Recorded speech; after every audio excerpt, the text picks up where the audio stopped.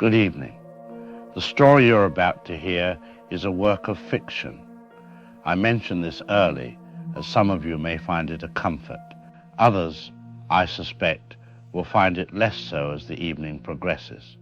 Tonight we visit a small New England town with a proud Irish heritage, a celebrated annual festival, and a geological survey on a parcel of land that every previous generation of residents had the good sense to leave alone.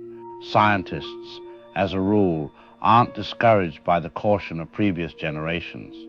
This is frequently admirable. It is occasionally unfortunate. The voices you'll hear tonight were produced by artificial intelligence, though I assure you the peculiar imagination behind the story belongs entirely to a human being. Whether that's reassuring is, as with most things this evening, a matter of perspective. Any resemblance to actual persons, living or deceased, is, on the advice of those who prefer I keep my position, purely coincidental. The town of Harrow's Creek doesn't exist. I'm reliably informed. The ground beneath it I'm less certain about. They are standing by. Enjoy the show.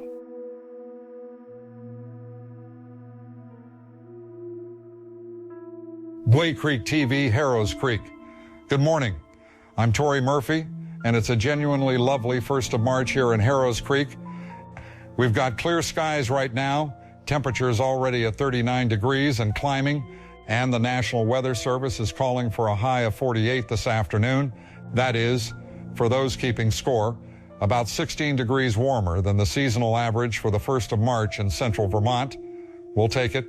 That warm front that settled over the region last week is staying put through at least Friday, which is the good news.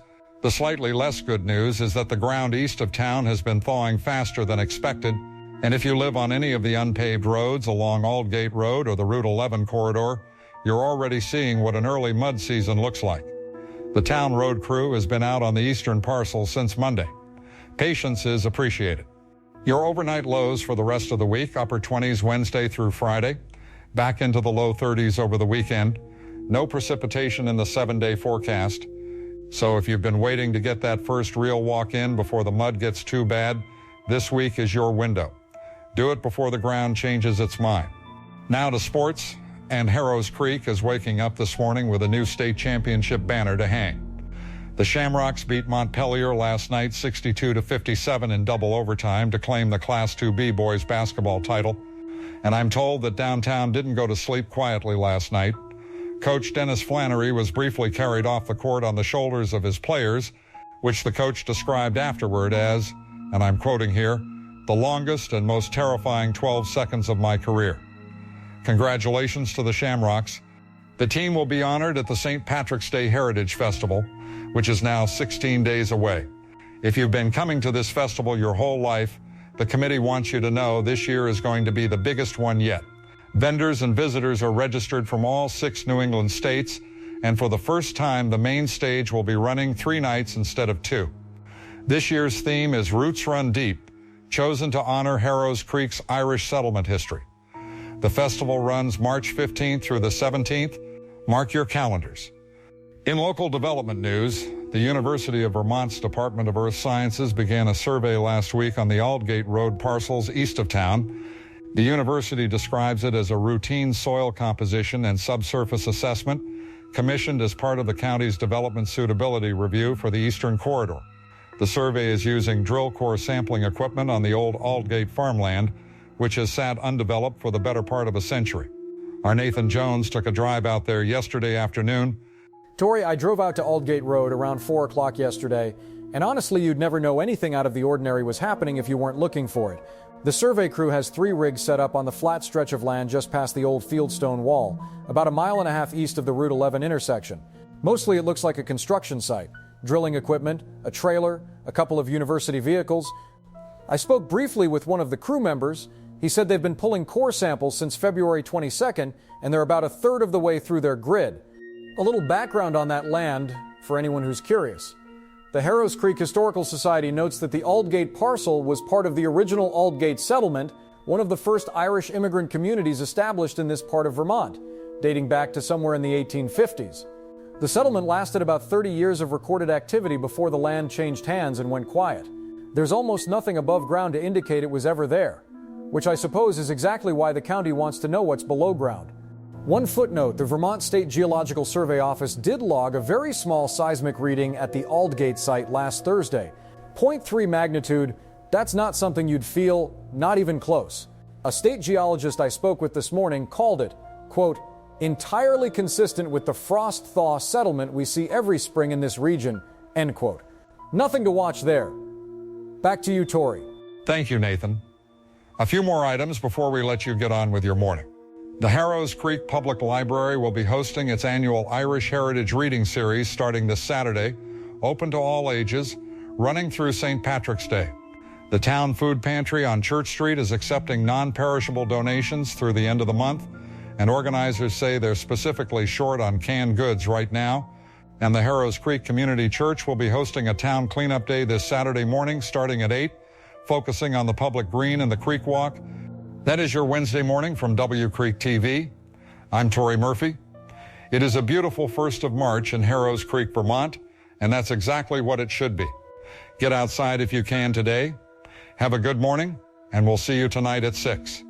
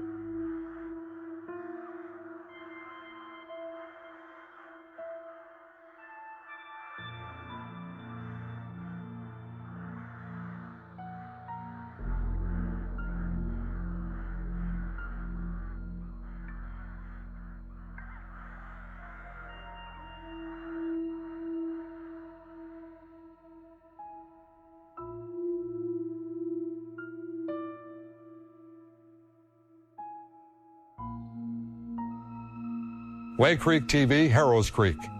Good evening. I'm Tori Murphy. We are leading tonight with a story that has shaken this community, and I want to acknowledge that before we begin. A young man died today. His name was Owen Fazio.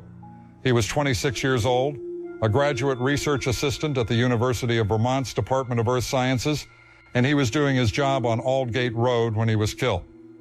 The circumstances of his death are, as of this broadcast, not fully understood. What we do know, Owen Fazio was found dead this morning inside an access shaft at the university's geological survey site on Aldgate Road, 60 feet below the surface. The Harrows Creek County Sheriff's Department is calling it an accidental structural collapse. The university has suspended all survey operations pending an internal safety review. Nathan Jones has been at the site all afternoon. Nathan? Tori, I've been out here since about 11 this morning, and the site looks nothing like it did when I was here a week ago. The drill rigs are shut down. The access shaft area is completely cordoned off. Sheriff's vehicles, university safety officers, a Harrows Creek Fire Department rescue unit that was called in around 7 this morning and has been standing by ever since. There are about a dozen members of the survey crew who have been sitting on the tailgates of trucks for the last several hours, and I can tell you that none of them look like people who just watched a workplace accident. I spoke with 2 crew members off the record this afternoon. Both of them told me, independently, without any prompting from me, that they aren't going back underground. Not for any reason. One of them said, and I'm paraphrasing, that what they found down there made no sense and that no one was explaining it to them. When I asked what specifically made no sense, that person stopped talking and walked away. The other one said only that the shaft had been sealed when the university took over the site in February, and that there was something inside it that wasn't supposed to be there. Sheriff Alex Redding gave a brief statement at 2 this afternoon confirming that Owen Fazio was found deceased inside a collapsed section of the shaft and that the cause of death appears consistent with structural failure. The sheriff didn't take questions. The university hasn't responded to our calls for comment beyond a prepared statement offering condolences to Mr. Fazio's family and confirming the suspension of survey activities. I'll add that the prepared statement makes no reference to the internal safety review the university mentioned in that earlier release, and no one here has been able to tell me who's actually in charge of this scene right now. One other detail I want to pass along, and I'm flagging this because it came up separately from 3 different people. A child, the daughter of a family living on Aldgate Road, about a quarter-mile from the survey site, apparently found 3 small gold coins in a drainage ditch at the edge of the Fascio property sometime yesterday or the day before. The family brought them to a jeweler on Main Street this morning. I spoke with that jeweler by phone. She said the coins are real gold and that she has never seen markings quite like them in 30 years of appraisal work. The sheriff's office has been notified. Nathan Jones, W Creek TV, reporting from Aldgate Road. Back to you, Tori. Thank you, Nathan. Dr. Tammy O'Grady is the lead geologist on the University of Vermont survey. She's the scientist directing the Aldgate project. She agreed to speak with us this evening. Dr. O'Grady, thank you for being here. Of course. Yes, thank you for the opportunity. I want to say first that Owen was an exceptional researcher. He was meticulous, he was thorough, and he was kind. The department is devastated, and I'm personally devastated, and I want his family to know that every person on this team is thinking about them tonight. Dr. O'Grady, the Sheriff's Department is describing this as a structural collapse. Is that consistent with what your team observed? There was a structural failure in the access shaft. That part is accurate. The shaft encountered a subsurface cavity that wasn't reflected in our initial soil data, and there was a partial collapse of the eastern wall of the shaft at approximately 60 feet depth. Owen was in the shaft at the time. That is, the sequence of events is still being reviewed. You mentioned a subsurface cavity. Our reporter at the scene heard from crew members that there was something inside the shaft that wasn't expected, something that predated the survey team's access. Can you tell us what was found? Yes. The drill corps returned some material last Tuesday that didn't match the geological profile we had been building. The composition was, the readings were outside the range of what we expected for this stratum. I submitted those cores to the university lab on Wednesday morning, and we're still waiting on the full analysis. I'm not in a position to characterize the find before we've complete data. Dr. O'Grady, I noticed that your graduate student Marcus Whitaker wasn't present at the sheriff's statement today. He's listed as co-lead on the survey team. Is he all right? Marcus called in ill this morning. He was on site yesterday, and I believe the events have been very difficult for him personally. He and Owen were close. I expect he needed time. One last question. You've been doing this work, geological survey, subsurface analysis, for how many years? 19 years. I've been doing this for 19 years. In 19 years, have you ever seen drill core readings that you couldn't explain? No, I haven't. The readings from that core they weren't like anything I'd encountered. I've been trying to find a framework for what we pulled out of that stratum since Tuesday, and I hope the lab results will tell us something. Dr. Tammy O'Grady, thank you for your time. We will continue following this story and will bring you any updates as they become available.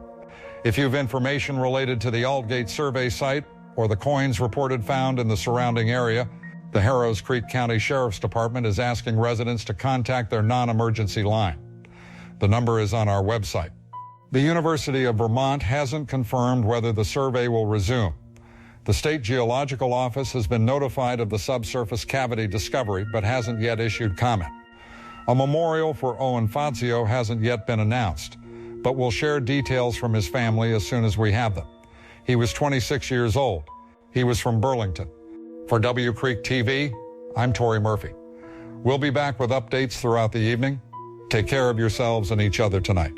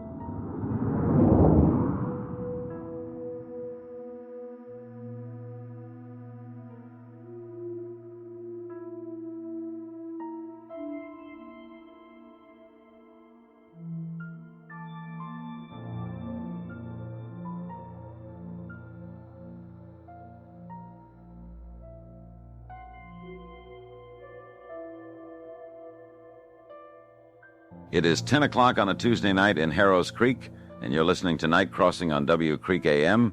I'm Ozzie McCoy. We have been doing this show for 11 years, and I've opened this hour the same way for most of them, with a little music, a little weather, and the quiet understanding that the people listening at this hour are the people who needed somewhere to be. Tonight I'm going to skip all of that and go straight to the phones, because tonight Harrow's Creek needed somewhere to be. For those of you just joining us, a young man named Owen Fazio died this morning at the university survey site on Aldgate Road. He was 26 years old. The sheriff's department says it was a structural accident. I've known Sheriff Redding for a long time, and I believe he's telling us what he knows. I'm less certain he knows everything. Phones are open. You're listening to Night Crossing, and the first caller tonight is from right here in Harrow's Creek. You're on the air. Hi, Ozzy. I'm sorry, I've never called in before. I don't know how to start this. My daughter is 9 years old. Yesterday she was playing outside, down by the drainage ditch at the edge of our property on Aldgate Road.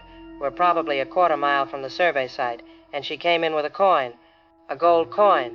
Small, heavy for its size. I've never seen markings like it. She hasn't put it down. I don't mean she. I mean she won't put it down. She slept with it in her fist last night. I could hear her in her room, just talking to it. I tried to take it from her this morning just to get a better look at it, and she screamed. Not the way kids scream when they don't want something taken. The way they scream when something hurts. I've never heard her make that sound before. And she looked at me like I was the one hurting her. She's been quiet ever since, just sitting at the kitchen table with it in both hands. I'm glad you called. You said you live on Aldgate Road. Have you had any contact with the sheriff's office about the coin? Because the W Creek TV report tonight mentioned gold coins found in the area, and your daughter could have one of the same ones. I saw that report. I tried calling the non-emergency line after dinner and was on hold. I'll try again tomorrow. Ozzy, I feel like I'm losing my mind. You don't sound like you've lost your mind. You sound like a mother who's paying very close attention. Please do call the sheriff in the morning, and if you've any trouble reaching them, you call this station. You have our number. Thank you for being on. Let's take another caller. You're on Night Crossing. Yeah, Bridget Jones, North Harrow. I'm going to say what nobody on that news broadcast said tonight, which is that this is a cover-up. A 26-year-old is dead, the university is hiding what they found down there, and the sheriff is calling it a workplace accident because that's the path of least resistance, and the county gets development revenue if that land survey goes through. Follow the money, Ozzy. Follow it every time. Did anyone notice that the sheriff refused questions? He stood up there and read 5 sentences and walked away. You know when public officials stop taking questions? When the answers are things they don't want on the record. And that geologist, that Dr. O'Grady, did you watch her face on W Creek TV tonight? She looked like someone had threatened her before she went on camera. She knows exactly what those drill cores came back with. And she isn't telling us. And I'd very much like to know who told her not to. Bridget, I watched the same broadcast you did, and I'll say honestly, Dr. O'Grady didn't look like a person who was being careful. She looked like a person who was afraid. Now that doesn't prove institutional suppression, but it isn't nothing. What I'll push back on slightly is the development angle. The county commission hasn't formally approved any development plan on that parcel, so I'm not sure the revenue motive lines up yet. But the questions you're raising about the lack of transparency are fair ones. The survey was commissioned as part of a development suitability review. I looked it up this afternoon. It is on the County Planning Commission's public agenda from December. The university didn't just decide to go drill on a random patch of farmland. Somebody asked them to. Somebody is paying for it. And a 26-year-old kid is dead. That's solid reporting, Bridget. I mean that. If you want to send that Planning Commission document to the station email, we'll look at it and we'll put it on the air if there's something there. I'm not dismissing what you're saying. I'm just not ready to call it a cover-up before the body is even buried. Let's take one more caller tonight. You're on Night Crossing with Ozzy McCoy. Ozzy, my name's Mac O'Day. My family has been in Harrow's Creek going back 6 generations.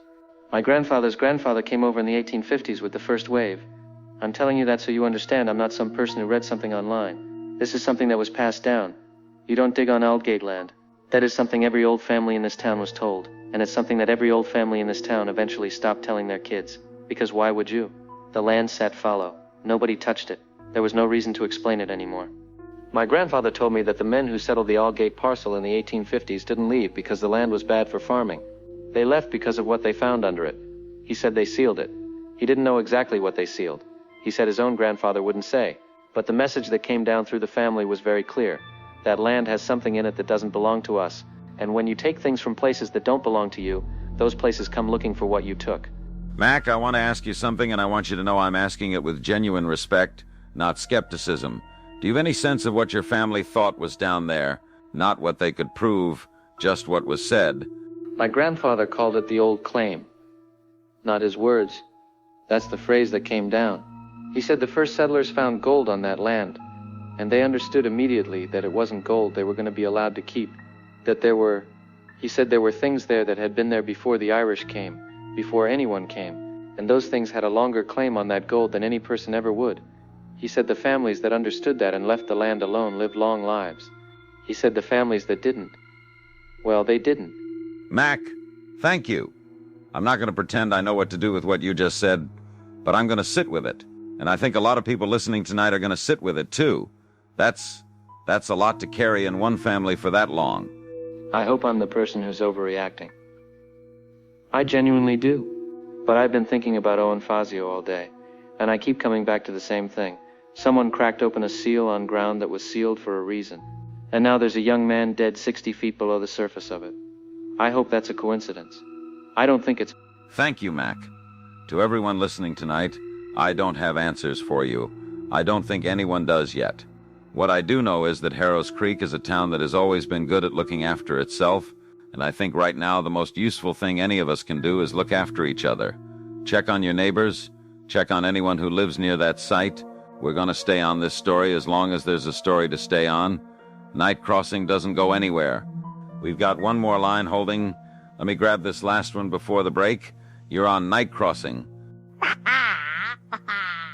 Have you seen me gold? Hello? You're on the air. Hello? We've got, that sounds like it might be a kid. Someone's little one picked up the phone. That happens. All right. We'll be right back after a word from our sponsors. You're listening to Night Crossing, W Creek AM, Harrow's Creek.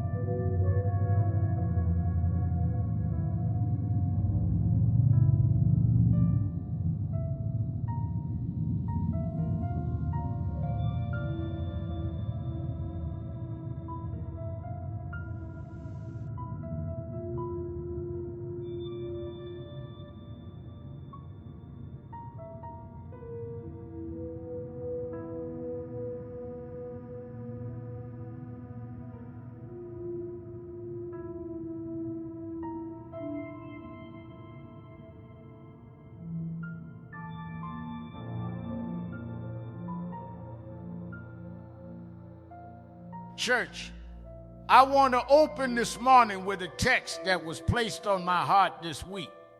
Not because I went looking for it, but because it found me. The book of Job, chapter 28.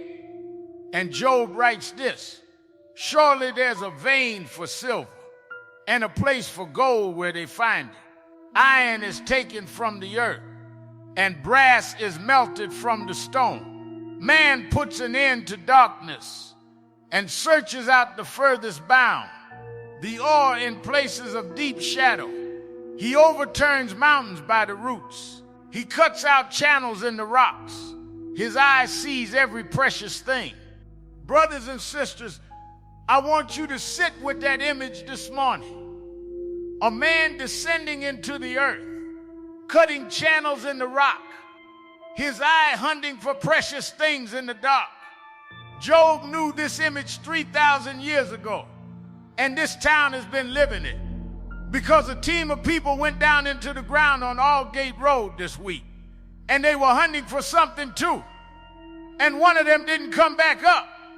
Now, I want to be careful this morning. I'm not up here to cast blame on any scientists. These are people with families.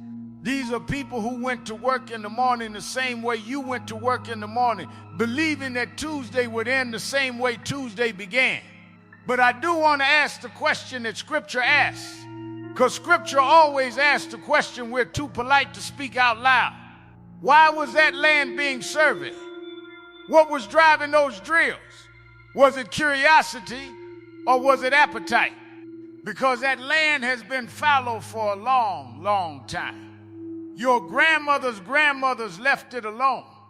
The families who settled this creek in the 1800s and knew this soil the way you know your own backyard, they left it alone. And sometimes when generations of people make the same decision about the same piece of ground, the right response isn't to congratulate ourselves on finally having the technology to go where they chose not to go. The right response, church, is to ask why they didn't. Do you know how Job ends that chapter? After he describes the miners going down into the deep dark, after he lists every precious thing they brought up from the rock, Job stops and he asks one question: where shall wisdom be found? And where's the place of understanding? All that gold, all that iron, all those things torn from the darkness. But wisdom wasn't in there, because there's gold that God gives and there's gold that man takes. Are you with me this morning? There's gold that comes into your hands through the faithfulness of your labor, through the grace of a God who provides for those who walk with him. But then there's gold that sleeps, gold that was placed in the deep dark and covered over and sealed, not because God forgot it, but because God decided it. And when a man cracks open what the Lord sealed, he isn't making a discovery, he is making a decision. And that decision has a cost. Because when Job demanded answers from the Lord, you remember what the Lord said. He said, where were you when I laid the foundations of the earth? Where were you when I set the cornerstone, when the morning stars sang together? That is the Lord's response, not an explanation, a reminder. This is my earth. I decided what would be in it. I decided what would lie sealed beneath the surface of Harrow's Creek and every other piece of ground that has ever existed on this planet. And I didn't invite you below. Now, I'm not a man who preaches fear. You have been coming to this church long enough to know that I don't preach fear. I preach the love of a God who hasn't left us. I preach the power of a Christ who walked into every dark place this world had to offer and walked back out. I preach that love is stronger than whatever rises from the ground. I preach it because I believe it with every bone in this old body. But I also preach honesty. And honesty requires me to stand in this pulpit today and say, something happened on that hillside, and we don't yet understand what it was. So what do we do now, church? We do what this community has always done when something breaks. We gather, we hold each other, we check on the people in our neighborhood who have no one to check on them. We tell the truth about what we know, and we hold gracefully the things we don't know yet. And we pray, not because prayer is a magic word that makes danger disappear, but because prayer keeps us honest about the fact that we aren't in charge and never were. And there's a strange relief in remembering that. I want to say one more thing before I pray. 1 John chapter 4, verse 18, perfect love casts out fear, not eliminates the danger, not removes the darkness from the ground, casts out the fear, because the fear is what makes us make bad decisions. The fear is what makes a grieving town turn against itself. The fear is what the enemy wants, and we aren't going to give it to him. You hear me today? We aren't going to give it to him. Let us pray. Gracious Lord, we come before you this morning carrying something heavy. We ask your mercy on the family of the young man who didn't come home from Aldgate Road this week. We ask your comfort for the survey team, for Dr. O'Grady and her colleagues who went to work as scientists and came back as something they don't have words for yet. We ask your wisdom for this community that we wouldn't act out of appetite for things not meant to be taken, that we would honor what has been sealed, that we would tend to what has been given. And Lord, we say by name the one we're grieving. We say the name of Owen Facio. He was yours before he was ours. He was yours before he was anyone's child to grieve. Receive him, hold him, and keep your hands on Harrow's Creek, Lord.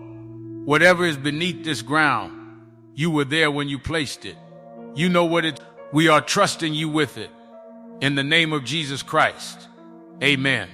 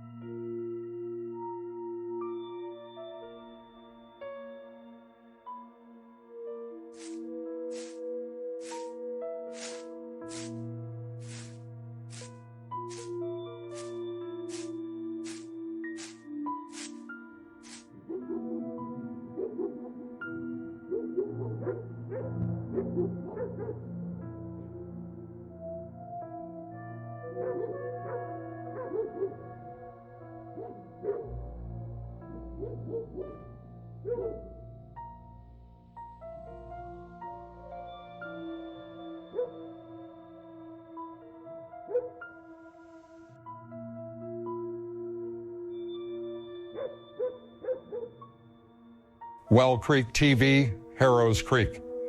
Good evening. I'm Tory Murphy. We are following two developing stories tonight, and I want to take them in order because the sequence of events matters. The first story began 4 days ago with Owen Fazio's death at the Aldgate survey site. The second story began this morning when a Harrow's Creek town councilman made a wish at a well. These two stories are now the same story. Stacy Redding has been following the gold coin situation since Monday. Stacy?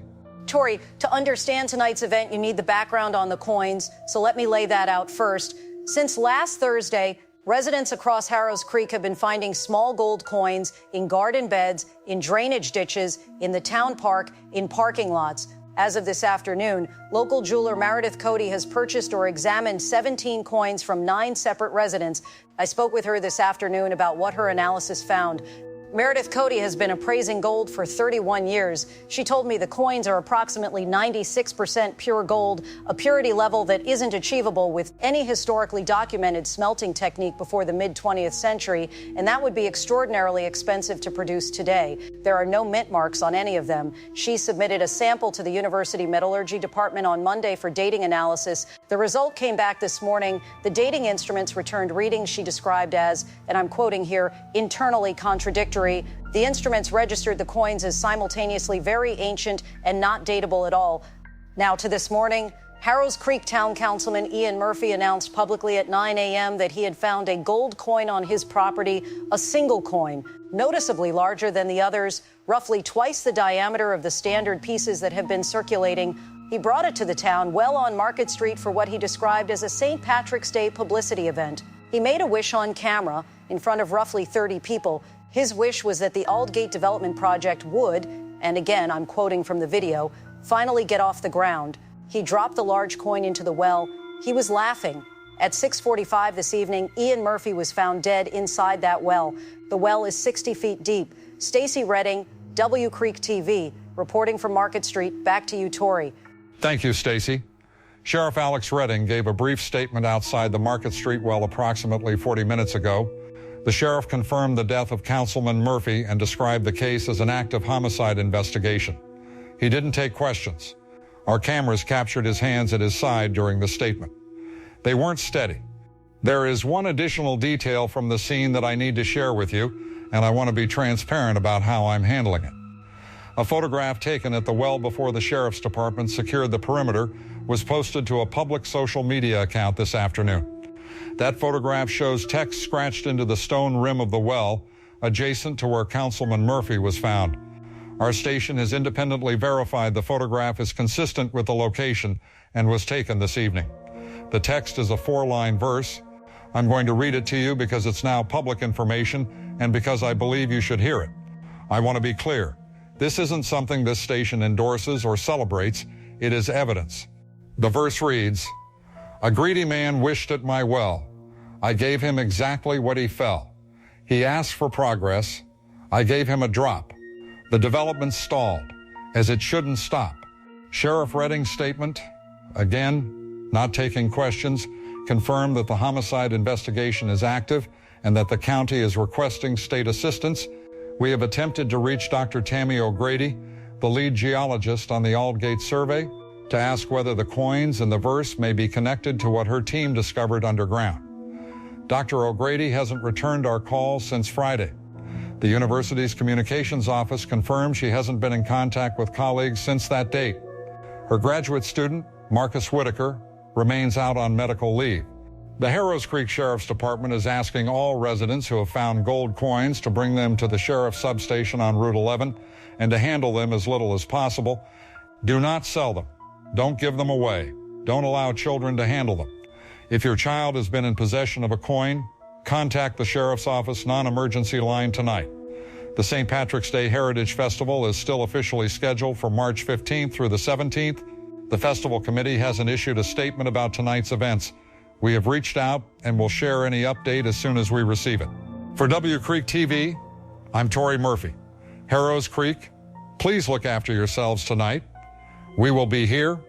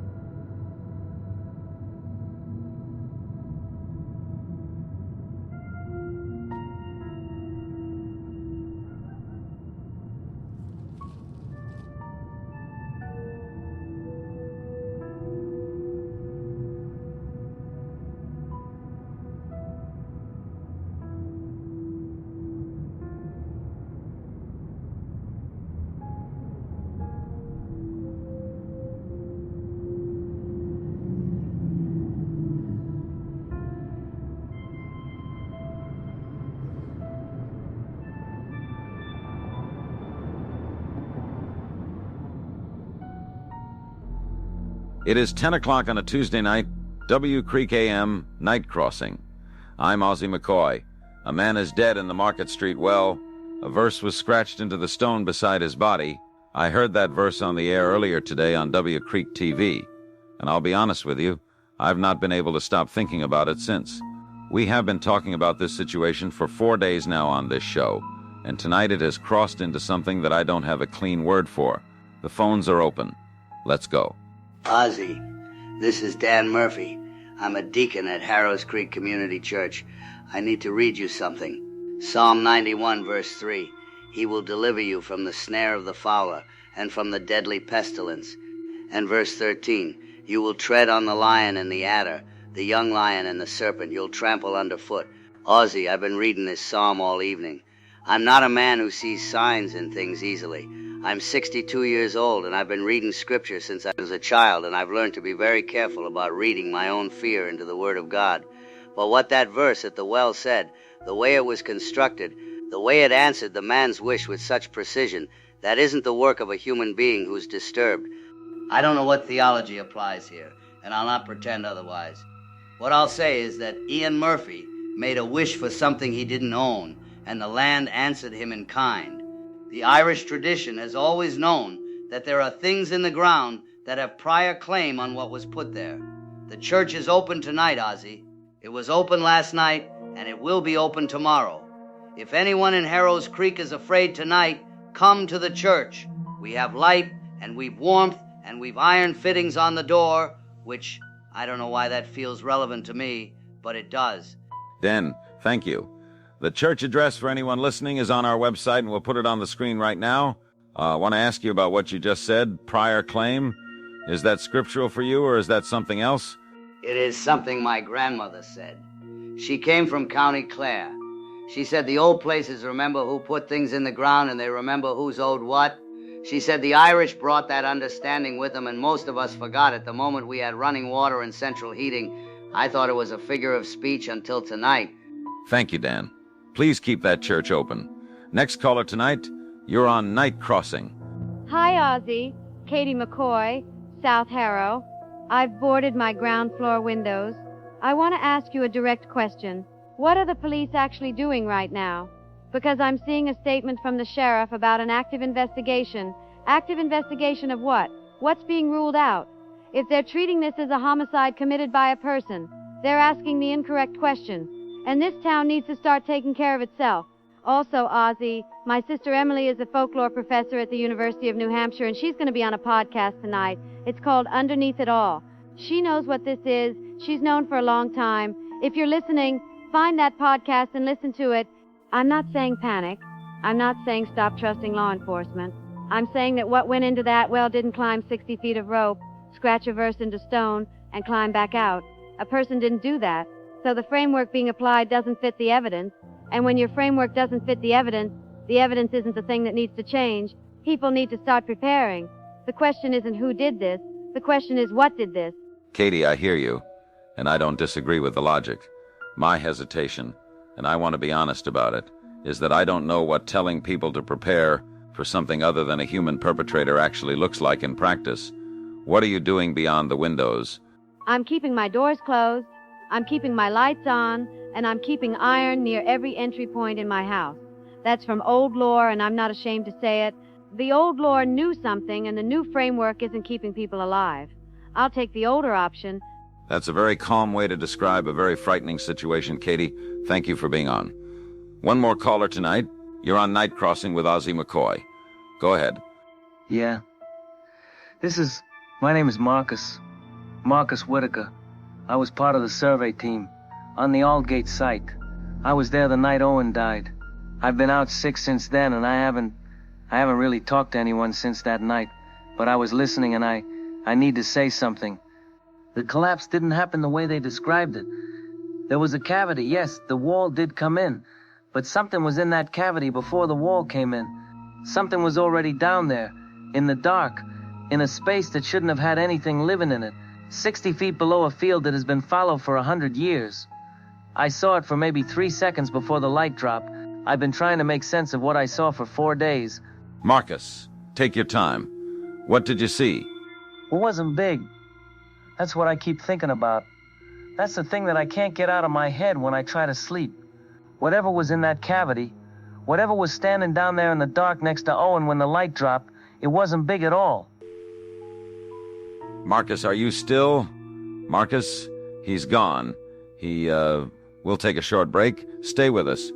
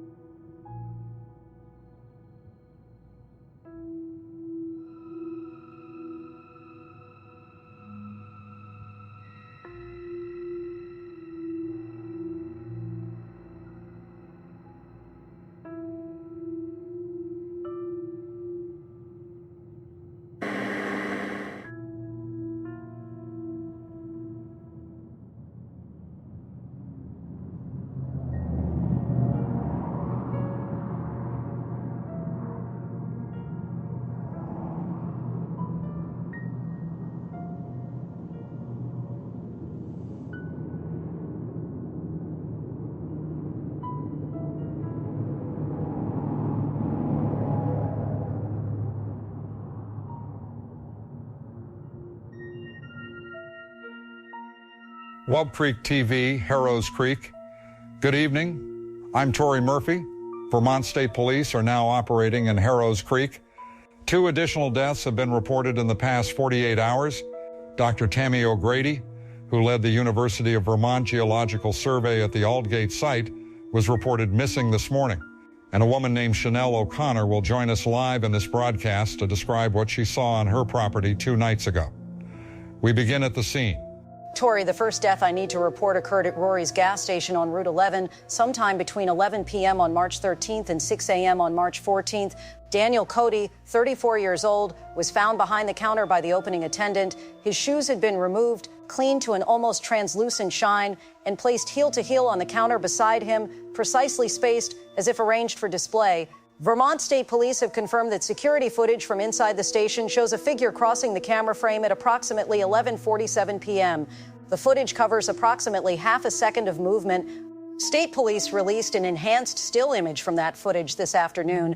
The image shows a silhouette in the doorway of the station's back room. It's upright, fully bipedal, dressed in layered clothing. It's approximately 3 feet tall. What makes the image difficult to process isn't the size, it's the posture. It stands the way a person stands when they know exactly where they are and exactly what they're about to do. And in the enhanced still, the head is turned directly toward the security camera, not toward the counter, not toward the exit, toward the camera. State police have declined to characterize what the footage shows, stating only that analysis is ongoing. The second death, Lila Redding, 71 years old, a retired school teacher, was found in her garden on the morning of March 14th. A pair of her gardening boots had been removed from inside her locked home and placed outside the back door, side by side, polished to a high shine that her family confirmed she'd never have done herself. They described the boots as cleaner than the day she'd purchased them. Stacey Redding, W Creek TV. Tori, I'm at the Harrows Creek Public Safety Building, where Vermont State Police Major Crimes Unit has been operating since 7 this morning. The state police are describing this as a multi-incident homicide investigation and have declined to link the deaths publicly, though their operational posture makes that linkage clear to anyone watching.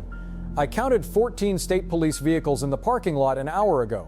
Dr. O'Grady's vehicle is still at the Aldgate survey site. Her personal phone and field notes were found in the field trailer on site. The state police have cordoned the entire Aldgate parcel as of 9 a.m. today. Nathan Jones, W Creek TV. Back to you.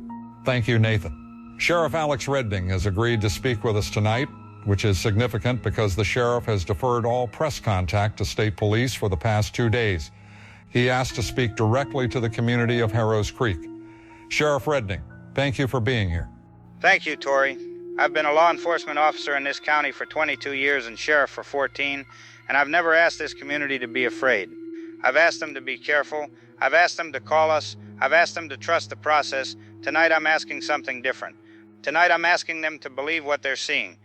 I've reviewed the gas station security footage 6 times. What's in that image doesn't fit any framework I was trained in, and it doesn't fit any animal that lives in northern Vermont. The way it moves in the half second we have, it doesn't move the way a person moves, and it doesn't move the way an animal moves. It moves like something that doesn't need to account for the space between where it was and where it is. It's there, then it's somewhere else. The between is missing. I can't explain that further. I don't have the language for it. Sheriff, the shoe detail is present at every scene.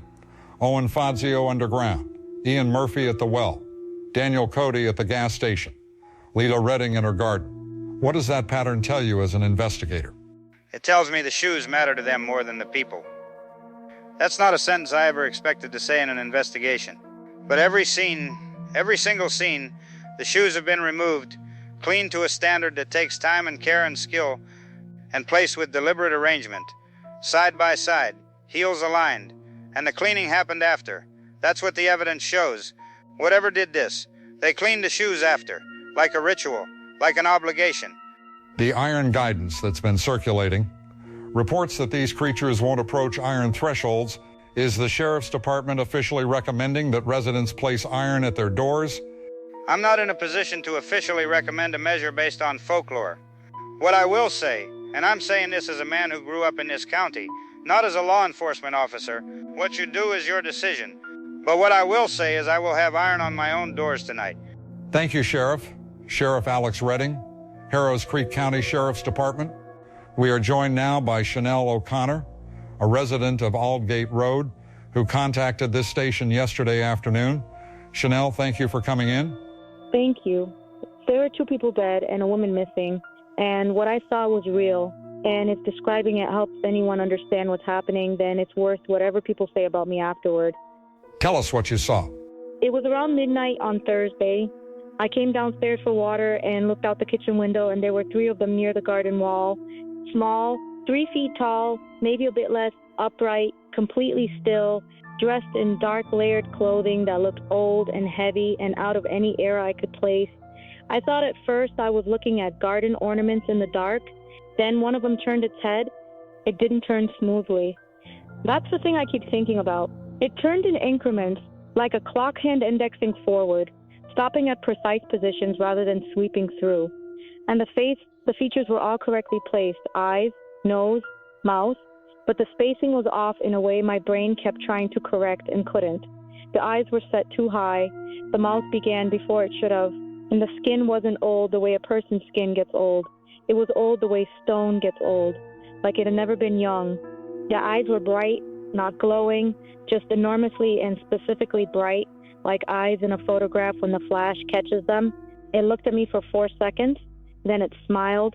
The smile went wider than a human smile goes, not grotesque, just past the edge of what's possible.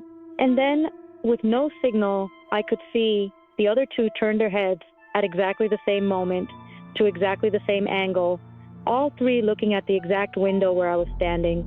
I ran. Could there be more than 3? Yes.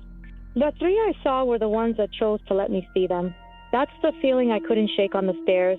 Not that I'd accidentally caught them, that they decided it was time. That my standing at that window at that exact moment wasn't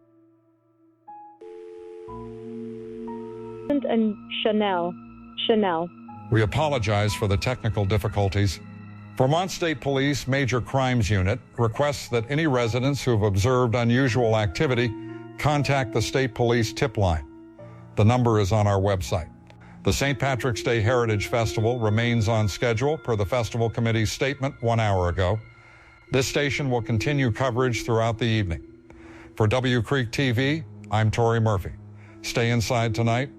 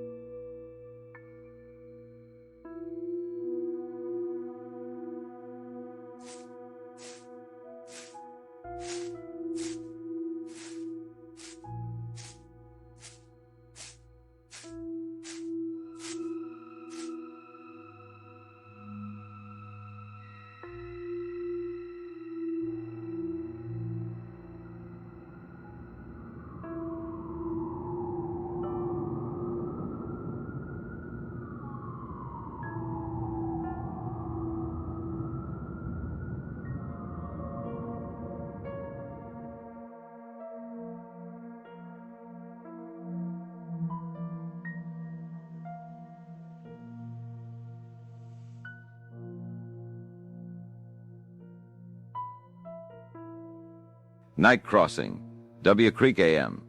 I'm Ozzie McCoy. It's 10 o'clock on a Saturday night, and tomorrow morning is St. Patrick's Day weekend, and I've been sitting here for the past hour trying to decide how to open this broadcast. 2 people died this week. Dr. Tammy O'Grady is missing. State police are in town. A woman on W Creek TV tonight and described looking out her kitchen window at 3 creatures standing in her yard, and then something interrupted that broadcast that nobody at the station has explained. I don't have answers for any of it. What I have are the phones. Let's go. Ozzie, it's Tammy. Tammy reading. I called a week ago about my daughter and the coin. I need to give you an update, and I need you to understand that I'm not someone who dramatizes things. My daughter hasn't slept in 4 days. The coin is still in her hand every time I check on her. She's eating, but she's not fully present when she eats. She sits at the table, she stares at the coin, and she eats when I put food in front of her, but she doesn't speak. Not a word in 4 days. 3 days ago, she started humming. At first, I thought she'd heard it at school. Some kid's song. Something familiar. But I listened more carefully, and it's not anything I've heard before. It has the structure of a folk song. Old, in a meter that doesn't match anything she would know. My neighbor is Irish-born. I played her a recording of my daughter humming, and she went very quiet. She said the words, and my daughter isn't using words, just the melody. But my neighbor said the words that go with that melody are not ones she'd say out loud in this context. She left and she hasn't returned my calls since. Tammy, have you taken her to anyone? A doctor? The hospital? Pediatric urgent care saw her Tuesday. Nothing physically irregular. They said she was dehydrated and gave her fluids and said to monitor her sleep. They didn't ask about the coin because I didn't tell them about the coin. I didn't tell them because I knew what it would sound like. I'm going back tomorrow and I'm telling them everything. I wanted to say it out loud to someone who wouldn't tell me I'm making this up. You're not making it up. Take the coin to the sheriff tomorrow along with your daughter. Take everything. Thank you for calling Tammy. Please call us again. Next caller, you're on Night Crossing. Ozzie, this is Dan Murphy from the church. I want people to know we're open around the clock starting tonight. We've 43 people here right now. Some of them drove in from the east side of Aldgate Road.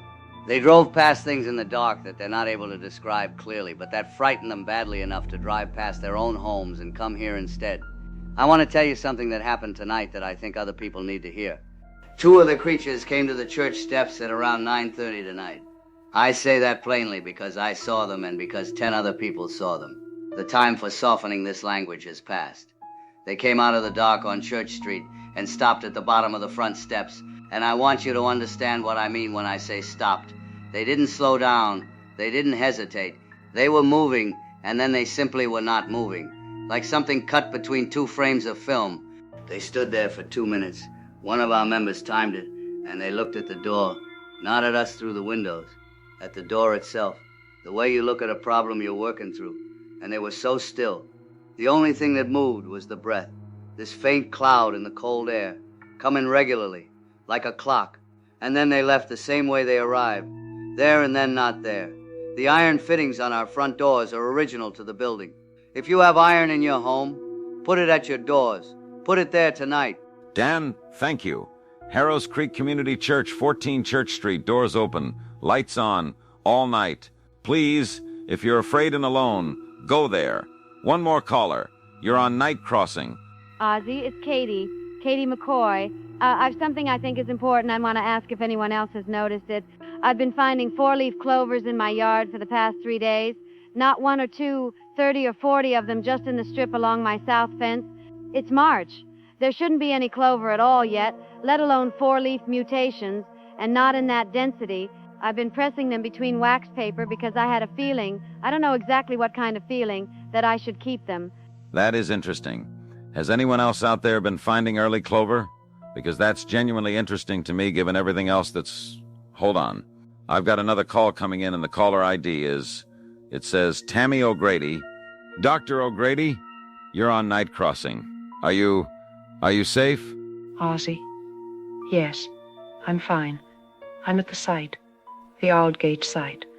I found something, and everyone needs to come here. Tell everyone to come to the Aldgate Road site right now. There's something here that everyone needs to see this. Dr. O'Grady, Tammy, are you all right? The state police have the site cordoned. How are you? Tammy, what is it that you found?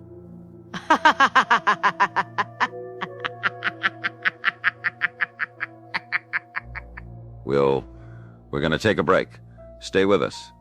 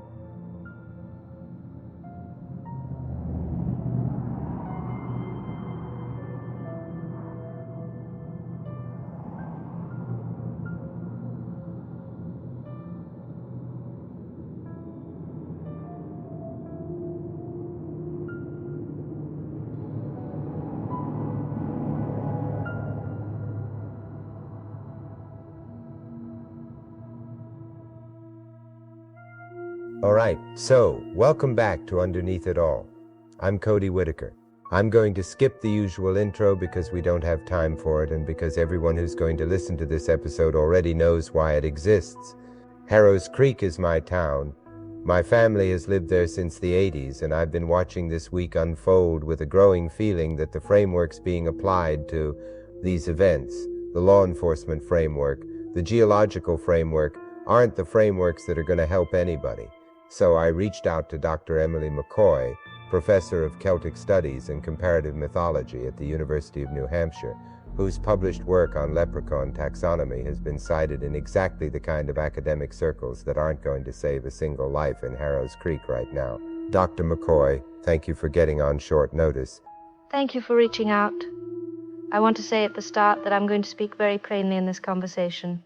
And I'm going to speak about these entities as a zoologist would speak about a species, not as a mythologist discussing stories, not as a folklorist contextualizing cultural fears, but as someone who has spent 20 years documenting a taxonomy that the academic community treats as metaphor, and that the people of Harrow's Creek are currently discovering as anything but. Okay, then let's start with the most basic question, which is what exactly are we dealing with? Because the working theory publicly is that these are animals of some kind. And I don't think you think that. They aren't animals. The Leprechaun class entity, and I'll use that term clinically because it's the most precise term available, is an intelligent, territorial, deeply ritualized being that has existed in documented Irish oral tradition since the 9th century. The documented behaviors form a completely consistent taxonomy across 15 centuries of independent accounts: the shoe-shining compulsion, the territorial gold hoard, the wish mechanism, the capacity for voice mimicry, the predilection for rhyming speech in threatening contexts. These aren't symbolic elements of a myth. They are behavioral data points. Walk me through the gold, because that's the detail that I think is most important for people to understand right now, given that coins are all over Harrow's Creek. The gold isn't incidental to the entity. It's structural. The hoard functions as a metaphysical anchor, 100 coins forming a closed system that defines the entity's territorial claim and regulates its energetic state. When the hoard is intact and buried, the entity is dormant. When the hoard is disturbed, the entity activates. And here is the element that I need people in Harrow's Creek to understand immediately. Every coin that travels further from the burial site increases the entity's power within that expanded radius. The dispersal of the coins isn't a side effect of the entity's activity. It is the entity's strategy. They place those coins where people would find them. So picking up a coin, finding one and keeping it, you're saying that benefits them. Every coin that moves feeds the entity that seeded it. The documented account from County Kerry in 1874 describes a family that found a single coin and moved it into their home. 3 deaths in 8 days. Every account where the coin was immediately returned to the site of discovery produced no subsequent harm. The coin isn't a trinket, it is a leash, and the person holding it's on the other end of it. Okay. I want to push on the voice mimicry because that's the detail from tonight that I can't get out of my head. The broadcast earlier, what people heard on that radio show, that was real. How does that work? How do they replicate a specific person's voice? The law is consistent that the mimicry requires prior physical proximity to the target. The entity must have encountered the person it imitates. What that implies about Dr. O'Grady's current situation, I want to be careful about how I say this. It implies she has been in direct contact with them. The voice mimicry isn't a random capability. It is targeted. It is used to draw people to places they shouldn't go or to cause panic in public settings, using a missing woman's voice on a live radio broadcast to direct people to an active site. That's tactical intelligence. That isn't an animal. The wish at the well, the verse, it seems like they're enjoying this. The rhyming behavior and the wish mechanism are governed by what the law calls perverted fairness. The entity grants the literal form of what was asked for, not the spirit of it, the letter of it, twisted. It isn't cruelty exactly. It's a code. They operate within rules they set, and they enforce those rules with absolute consistency. The councilman wished to get off the ground. The entity is bound to honor the form of that request. This doesn't make them less dangerous. It makes them more dangerous because they can't be appealed to or reasoned with. They can only be contained. How do you contain them? What actually works? Short-term iron at entryways. Cold iron specifically, cast iron, wrought iron, iron alloys in the entryway itself. The law is unanimous on this, and the accounts from Harrow's Creek this week appear to confirm it. The church that has seen them retreat from its steps has original iron door fittings. I looked up the building records this afternoon. Long-term, and this is the only permanent solution documented, the hoard must be reconsolidated. All 100 coins must be returned to the original burial site, not 99, all 100. The hoard incomplete is a hoard that can't close. An incomplete hoard can't return the entity to dormancy. And 4-leaf clover. Someone mentioned on the radio tonight they're finding them in March, which seems early. The 4-leaf mutation is the single most potent documented deterrent against this class of entity. The law calls it the unclaimed leaf, a variant that exists outside the natural order, which the entity can't perceive through its normal sensory framework. Direct contact with a 4-leaf clover disrupts the entity's glamour and forces it into a bound state. Finding them in March in Vermont isn't botanically normal. I don't know whether to interpret that as coincidence or as something the land itself is doing. I'm a scientist and I'm choosing my words very carefully here, but I'll say the person who's pressing those clovers shouldn't stop. How many entities are we talking about? Best estimate. The law. Historically, when a horde of this size is disturbed, says enough. I can't be more specific than that. The accounts vary between 3 and 7 per horde disturbance event, with higher numbers associated with longer dormancy periods. The Aldgate site has been sealed since the 1880s. That is a long dormancy. Dr. McCoy, what are you going to do after this call? I'm going to drive to Harrow's Creek in the morning. My sister lives there, and I think the people of that town may need help. My field notes on this specific entity class are in my office in Durham, and I'm leaving tonight to get them. I should be in Harrow's Creek by midday tomorrow.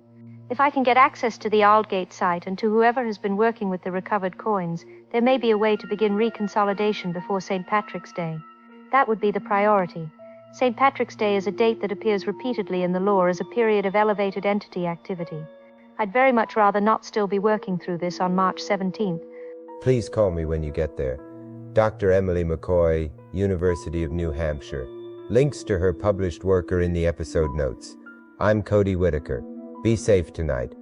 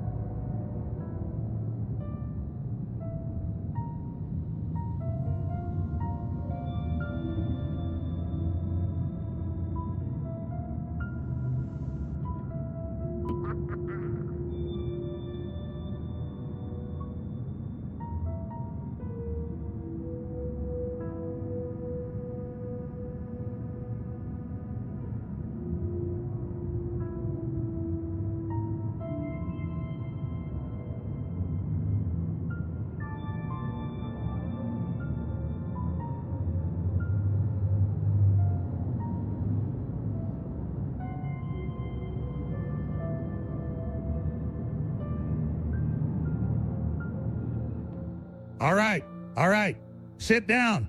Close the door. I need you to hear every single word I'm about to say because I've been awake for 31 hours. And what I've found in that time is going to reframe everything you think you know about what's happening in Harrows Creek, Vermont. I'm Scott O'Day. This is the O'Day Files. And if you're a first-time viewer, you picked the absolute worst possible episode to start with because this isn't a drill. The University of Vermont survey project on the Aldgate parcels wasn't a routine geological assessment. It was funded, in part, through a federal subcontractor named Consolidated Meridian Resource Group, which is a subsidiary of a parent company that appears in the Federal Register exact 3 times, twice as a recipient of Department of Defense mineral survey contracts, and once as a participant in a 1968 symposium that I need you to look up right now. Write this down. Operation Tuatha. Write that down. Operation Tuatha was a declassified, barely, partially, redacted to the point of near uselessness, CIA research program that ran between 1964 and 1971, focused on the study of Irish folklore as a potential vector for mass psychological influence operations. I'm not making this up. I have the documents. They are right here. The premise of Operation Tuatha was that certain elements of Irish folk belief, specifically the Tuatha De Danann mythology, specifically the concept of entities with territorial claim over buried gold, were so deeply embedded in the Irish immigrant population of the northeastern United States that they represented a viable psychological lever. The CIA wanted to know if you could induce mass hallucination in a rural New England community by exploiting generational folk memory. They chose Harrows Creek as a candidate site in 1969. They never ran the program. They said they never ran the program. The survey started 6 weeks ago. Now, here is where I need you to stop thinking about this as a government operation and start thinking about this as something much older and much more dangerous that the government has been trying to get its hands on. Because here's what the CIA documents don't explain. And here is what I found at a yard sale in Barre, Vermont, 3 years ago for 75 cents, inside a box of old National Geographics. I'm holding it up.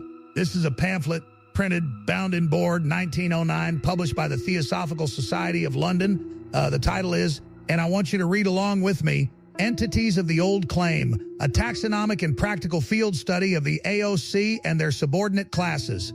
I need you to understand that this pamphlet is more accurate about what's in that ground under Harrows Creek than anything the University of Vermont has published in 116 years of geologic research. Page 14. I'm going to read this to you, and I need you to sit with it. Quote, the Leprechaun class entity doesn't scatter its gold. It anchors it. Each coin in the hoard is part of a composite metaphysical structure. 100 pieces total. The dispersal of any single piece increases the entity's territory, claim, and energetic authority within the dispersal radius. Every coin that travels from the original burial site feeds the entity that placed it there. To remove the gold isn't to steal from the entity. It is to give the entity exactly what it wants. End quote. Are you understanding what I'm telling you? Every resident of Harrows Creek who picked up one of those coins from a garden bed or a drainage ditch or a parking lot didn't find something. They were given something. Deliberately. Strategically. And the more of those coins spread around that town, the more power those things accumulate. Page 22. Weaknesses. I'm reading you the weaknesses section because the government doesn't want you to have this information, and a Victorian occultist with a hand-crank printing press in 1909 didn't know he was writing a survival manual, but he absolutely was. Iron. The entities described in this taxonomy can't maintain physical form and sustain contact with cold iron. Cast iron, wrought iron, iron alloy near entryways specifically. The pamphlet says, and I'm reading this verbatim, the entities won't cross a threshold that has been reinforced with iron fittings, and approach to any iron-heavy structure produces visible distress and retreat. That is on page 22. The deacon on the radio tonight mentioned his church has iron door fittings and the things won't approach it. He doesn't know why. I know why. Page 23, four-leaf clover, Trifolium repens with 4 leaflets. The mutation, not the species, is described in this pamphlet as the single most potent organic repellent and binding agent documented against this class of entity. The pamphlet calls it the unclaimed leaf, the leaf that exists outside the natural order, which makes it invisible to creatures that operate through natural law. It says direct contact causes, and again I'm reading verbatim, immediate cessation of the entity's glamour and a forced return to its bound state. That means if you can get 4-leaf clover on one of these things, you can hold it, you can contain it. And if you can find enough of those coins to reconstitute the hoard, all 100 in the original burial site, the entity returns to dormancy. Every coin. All 100. The pamphlet says 99 isn't enough. I believe the pamphlet. So here is what you do if you're in Harrows Creek right now. First, get iron on your doors and your windows, not decorative iron, cold iron. Cast iron cookware placed in front of entryways counts. This isn't superstition. This is documented. Second, don't touch any coin you find. Do not pick it up. Do not let your children touch it. If you already have one, put it down and don't move it further from where you found it. Third, look for 4-leaf clover. The woman on W Creek AM who said she was pressing 4-leaf clovers in her yard is holding a weapon and she doesn't know it yet. The government knew about this. The government studied this. The government decided classified documentation was more important than the lives of the people in that town. I found a 75-cent pamphlet that tells you how to survive this. I'm Scott O'Day. Share this right now before they take it down.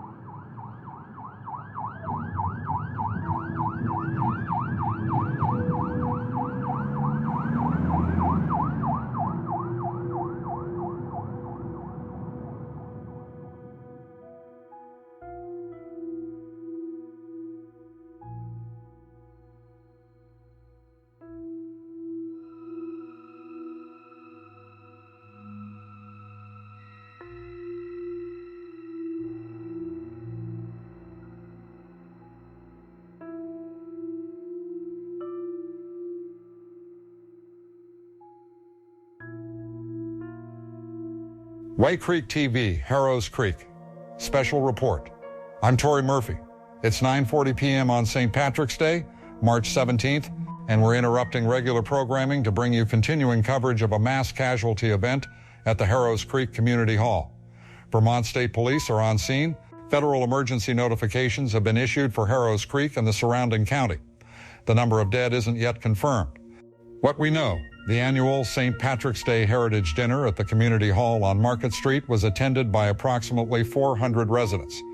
At some point between 7:30 and 9 p.m., multiple individuals entered the building. Vermont State Police are describing this as a coordinated attack by multiple assailants of unknown origin. They haven't described the assailants further in any public statement. Nathan Jones is outside the community hall right now. Nathan? Tori, I'm going to do my best here. I'm outside the community hall on Market Street, and there are ambulances on 3 sides of the building and triage stations set up in the parking lot, and people are coming out, and some of what I can see I can't describe on air. The state police have established a hard perimeter 50 yards from the entrance. They're not letting media closer, and I'm not going to tell you I want to be closer, because I don't want to be closer. Earlier tonight, before the perimeter was established, I spoke with a woman who escaped through the kitchen loading dock at the back of the building. She described 3 figures, at minimum 3, moving through the hall. Not running. That's what she kept saying. They weren't running. They moved the way they moved in the gas station footage, crossing distance without appearing to cross it, present in one place and then present in another with nothing in between. And they were small. She said that was the part that kept getting her. Every time she tried to process what she was seeing, the size was wrong. Her brain kept trying to correct the scale. She said they made sound in the first hour. Verses. The same cadence we've heard described before. And then, for the final 2 hours, nothing. No speech, no verses, no sound at all.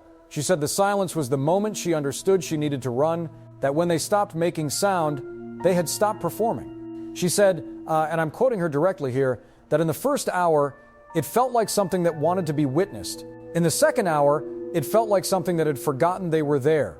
Nathan Jones, reporting from Market Street, back to you. Thank you, Nathan.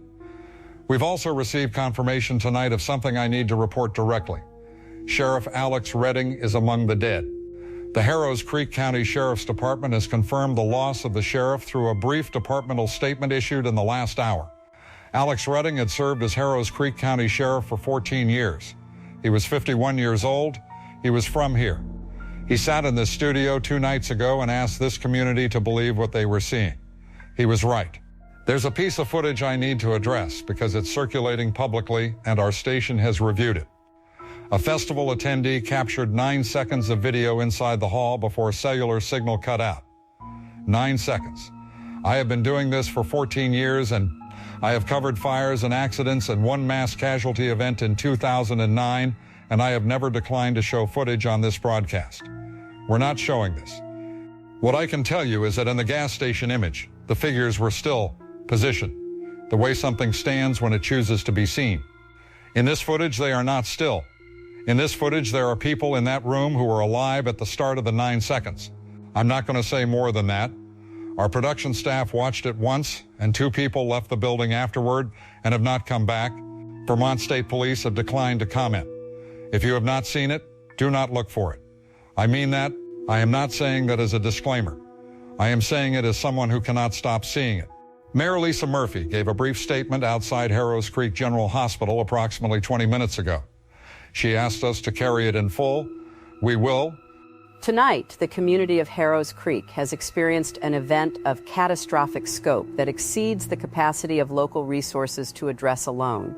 I've been in contact with the Vermont State Police Barracks in St. Johnsbury and Vermont Emergency Management, and additional state personnel are being deployed to Harrow Creek tonight. I've also placed a call to our state representative's office requesting that the governor be made aware of the situation and consider further escalation. Residents of Harrow Creek and the surrounding eastern corridor are asked to shelter in place, to avoid the Market Street and Aldgate Road areas completely, and to report to the Harrow Creek Community Church on Church Street if they require immediate shelter. I've been briefed on the events inside the community hall tonight.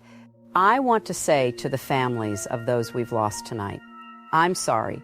I'm profoundly sorry. We failed to understand the nature of what we were facing in sufficient time to protect you, and that failure belongs to this office and to the institutions that serve this town. We're asking every resident to remain indoors. We're asking every resident to place iron, cast iron, iron cookware, iron hardware at every door and window in their home. I understand how that sounds. I'm asking you to do it anyway. We're also reporting tonight that the body of Dr. Tammy O'Grady was recovered this afternoon from inside the Aldgate survey tunnel.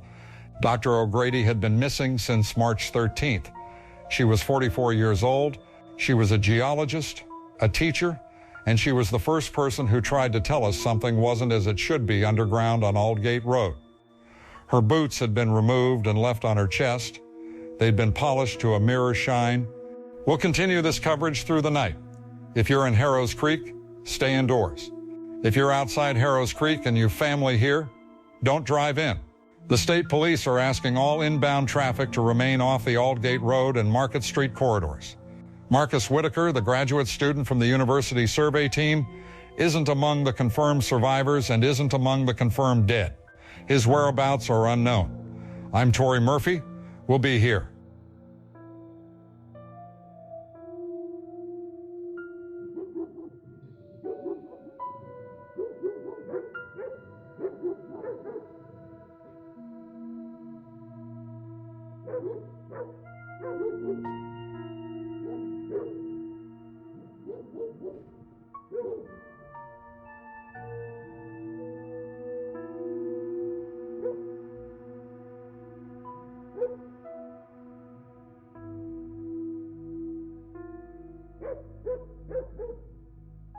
It's midnight.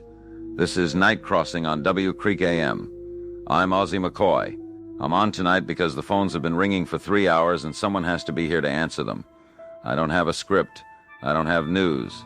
I've 11 years of sitting in this chair and knowing that the people on the other end of these lines needed somewhere to put what they were carrying, and tonight I think that's the only thing I can offer. Lines are open. Go ahead. Ozzie, it's Bridget. Bridget Jones. I've been driving for 2 hours. I got out through a bathroom window at the community hall at around 8:30, and I got to my car and I've been driving in circles because I can't make myself stop. I don't know where to go. I was inside. Bridget, I'm glad you're out. Are you physically safe right now? I'm in my car. I'm in my car and I'm driving and I think I'm safe and I can't stop shaking. Ozzie, I want to say what I saw and I need you to let me say it. Tell me what you can tell me. It started with the shoes. People around the table started noticing their shoes we all looked down at the same time and the shoes under the table were all perfectly clean. Someone laughed. Pete Callahan laughed. He said you'd think the Heritage Committee had elves, and then the lights went out. Not flickered, out. And then they were inside. I didn't look directly at them. I'm glad I didn't. But I heard them. The sound they made when they moved. No footstep. Just that pulling sound. Like something dragged very fast across fabric, and then the impact, not like hitting, more precise than that, more practiced. And underneath it, all the time, that low sound, like a note held past the point where breath should run out. Carl Whitmer was sitting 3 chairs down from me. He said, "Wait," just that one word, and then nothing from him ever again. The screaming lasted maybe 30 seconds, but the laughing lasted longer. These small, high sounds, like something genuinely delighted, underneath the screaming, and then continuing after it stopped. I don't know when I got there. I heard Linda Marsh say a name, Tommy, her son's name. Something in the dark had said it first. I heard her stand up. I heard her take 2 steps toward the sound. What happened to Linda? Took about 3 seconds and it was loud, and I am never going to describe it to another person as long as I live. When I crawled for the hallway, I had to go past where Doug Ferris had been sitting. I know it was Doug because of his boots. The rest of him I'm not going to talk about either. There was a sound like something being pulled apart slowly, and someone near the back of the room was still alive and begging in a voice I didn't recognize because of what it had become. And the laughing just kept going under all of it, patient and small and close. Something was beside me in the dark as I crawled, not moving. I could feel the air from its breathing on the side of my face. It let me go. I don't know why it let me go. I think about that every second. Then stop. You don't have to. Bridget, the church on Church Street is open. Dan Murphy has 40-plus people there and the doors are holding. Can you drive there? I can try. Ozzie, I want you to know. I called in 6 weeks ago saying this was a cover-up, saying it was money and politics and liability. I want you to know that I'd give anything to have been right about that. I'd give anything for it to have been just money. Drive to the church. Thank you for calling. Next caller. You're on Night Crossing. Ozzie, this is Dan Murphy. I'm at the church. We've 67 people here now. We've been reading Psalm 91 on a loop for 4 hours. The doors are holding. The creatures have come to the steps 3 times tonight, and 3 times they've retreated. About an hour ago, a woman tried to reach us from the parking lot. I was at the side window. I watched her cross under the lot lights. She was maybe 40 feet out, running hard, and she was going to make it.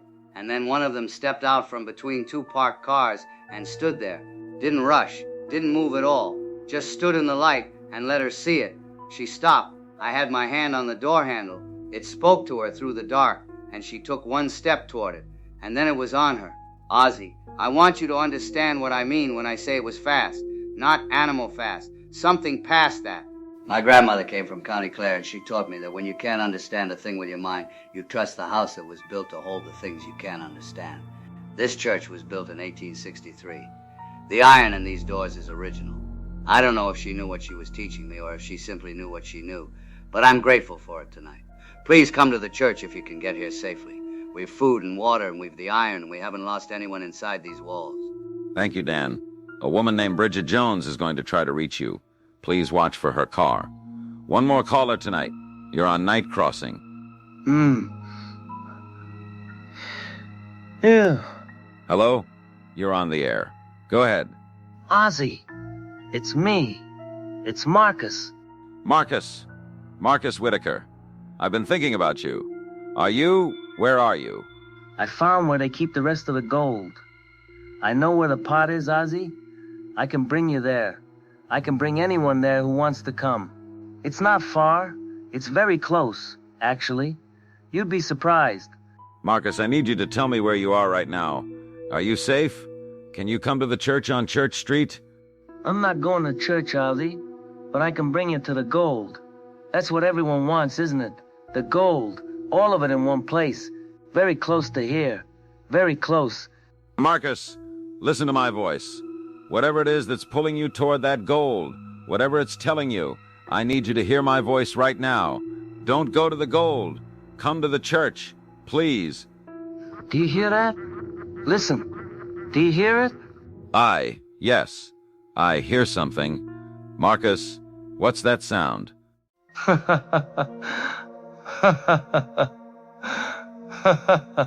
Marcus, are you there? He's gone. I don't know where he is. I don't know if that was him. If you're listening to this, if you are out there right now and you have children, you have a family, you have somewhere with iron and four walls, stay there. Don't go looking for gold. Don't go looking for anything.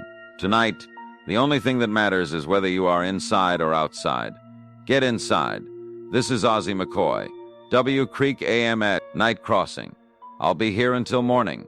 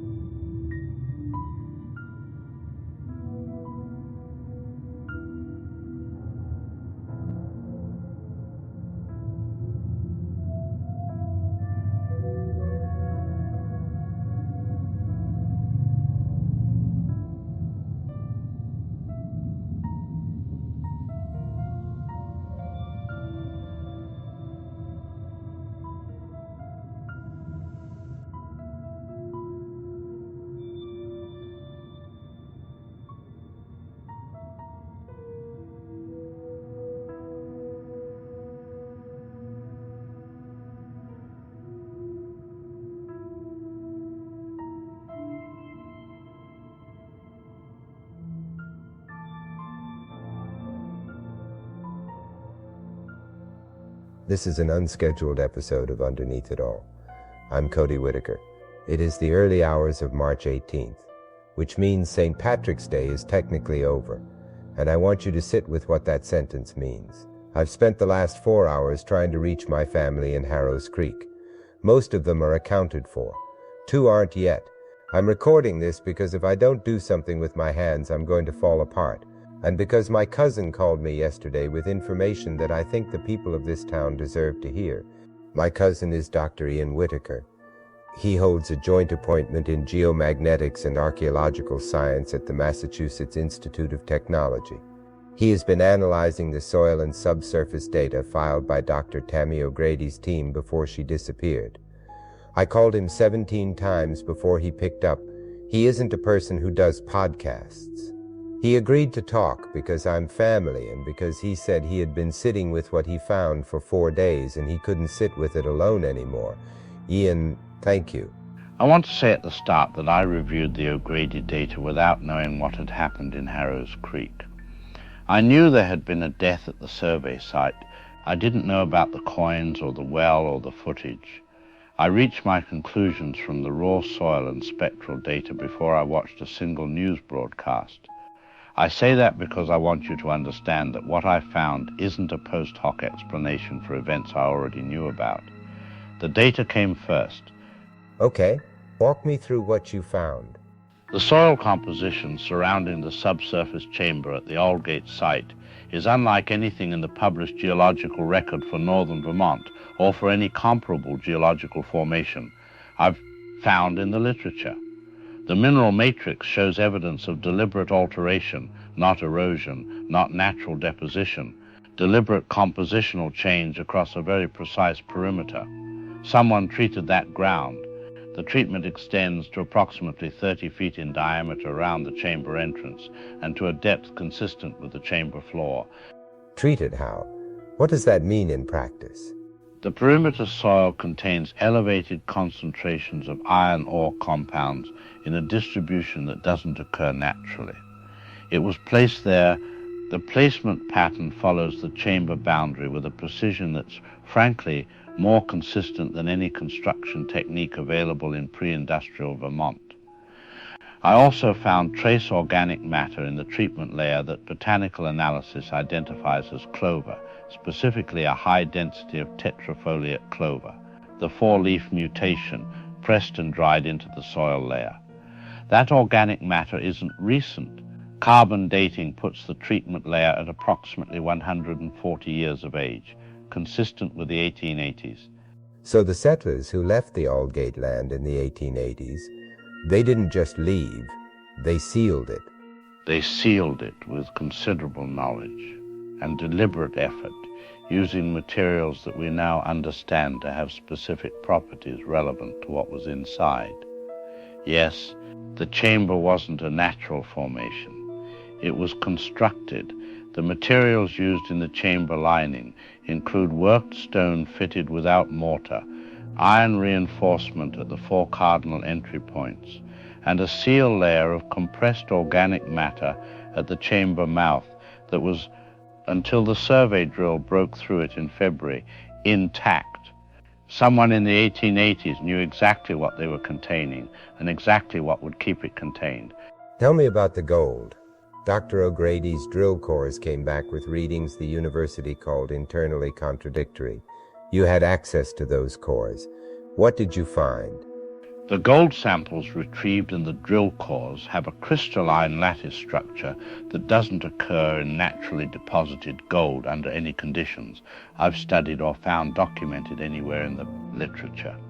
Natural gold forms in specific crystalline patterns governed by heat, pressure, and mineral interaction over geological time. The gold in those cores doesn't follow any of those patterns. The lattice is, I want to be careful with this word, it's organized in a way that implies intention rather than physics. Ian, the magnetic field distortion, the instruments. Every magnetometric instrument within a 2-mile radius of the Aldgate site has been returning distorted readings since, at minimum, the date of the drill breach. The distortion isn't random. It radiates from the chamber in a pattern consistent with dispersal, as if the field is expanding outward as whatever generated it moves further from the source. I ran the dispersal model twice because the first result seemed incorrect to me. Both runs returned the same output. The field isn't weakening as it expands. It is strengthening. Okay, I have to ask you directly. You came into this looking at raw data. You reached your conclusions before you saw the news. Now you've seen what has happened in Harrows Creek. What is your conclusion about the chamber? What was it containing? The chamber was a containment structure. Everything about its construction, the materials, the seal, the iron placement, the organic treatment layer is consistent with a deliberate and knowledgeable effort to prevent something from leaving. Something was brought to that land and buried with care and held there for 140 years by people who understood what they were holding. The drill broke the seal in February. Whatever was inside has been outside since February. And if the containment could be reestablished, if someone could get the coins back into that chamber and close it, is that a physical possibility based on what you've seen in the data? The chamber is structurally intact below the drill breach point. The iron reinforcement at the 4 cardinal points is intact.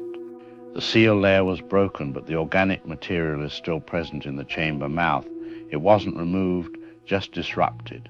I can't tell you whether resealing the chamber would produce the same effect as the original containment. I can tell you that the original containment worked for 140 years with what appears to be iron and clover and a very thorough understanding of what they were dealing with. Ian, what do you think happens if only 99 coins are returned? Not all 100. If one is still outside the chamber. The magnetic field data suggests the hoard functions as a closed system when complete. A disrupted system with one element outside the enclosure would still have an active external connection. What that means practically, I'm a geomagnetic scientist, Cody. I'm not going to speculate past my data. Then tell me what your data says. My data says an incomplete system can't close. My data says an active external connection in an incomplete system means the field doesn't collapse. My data says you find out what it was containing, Cody. That's what you find out. Dr. Ian Whitaker, Massachusetts Institute of Technology. I love you, Ian. I'm Cody Whitaker. This is Underneath It All.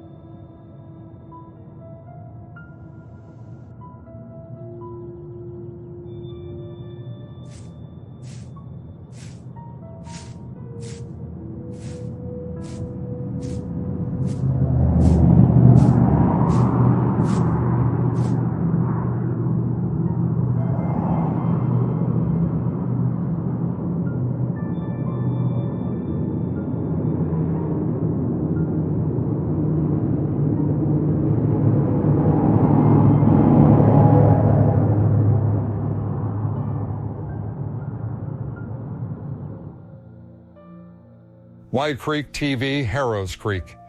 Continuous special coverage, Day 2. I'm Tory Murphy. It's the evening of March 18th, and we've been on air for 22 hours. Federal emergency personnel arrived in Harrows Creek this morning. The Federal Emergency Management Agency has designated the town a federal disaster area.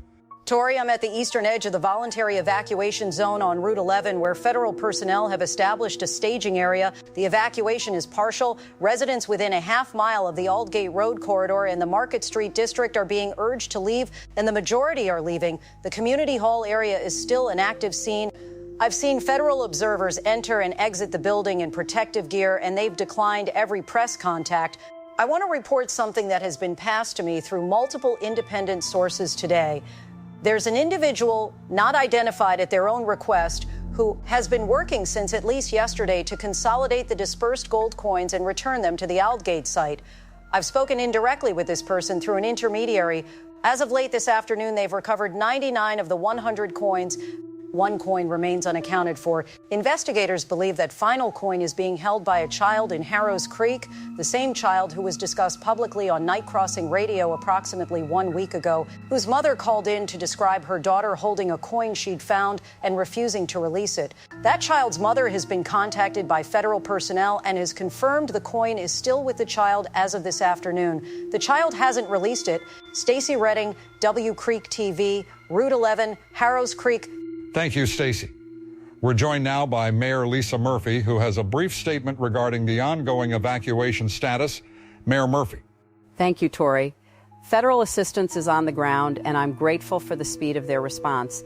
I want to be direct with the residents of Harrows Creek about what we know and what we don't know. The entities responsible for the events of this past week appear to have reduced their activity over the last 18 hours. Federal observers who aren't on record have described this reduction as consistent with a consolidation pattern rather than a withdrawal. We're monitoring the situation continuously. 2 residents still sheltering in place. Keep your iron at your doors. If you have found a gold coin, a small coin, older than anything you've seen before, please bring it to the staging area at the Route 11 entrance to the Aldgate site. Do not go further than the staging area. Officials believe they have recovered 99 of 100 coins and that the final coin is the reason this is not over. I have to say something now that I have been asked to say carefully, and I'm going to say it as carefully as I can. The final coin is with a child. A little girl, she found it, and she won't let it go, and her parents cannot get it away from her. That is not a choice she is making. I want to be very clear about that. What we know about these coins is that they hold on. If you are the family, please come to the staging area. Bring her. Officials believe that returning it to its source will release whatever hold it has on her. We believe that. I need you to know that we believe that. Thank you, Mayor Murphy. I want to take a moment to acknowledge 2 people we've lost who haven't received the attention their deaths deserve in the chaos of the past 48 hours. Dr. Tammy O'Grady, 44 years old, lead geologist and department chair at the University of Vermont, died on March 13th at the Aldgate survey site. She told us on this broadcast that she'd never seen drill core readings she couldn't explain. She told us she hoped the lab results would tell her something. I've thought about that sentence every day since. Sheriff Alex Redding, 51 years old, served this county for 14 years. He sat in this studio 2 nights ago and said he was speaking as a man who grew up in this county, not as a law enforcement officer, when he told us he had iron on his own doors. He was in the community hall on St. Patrick's Day because that was where his town was.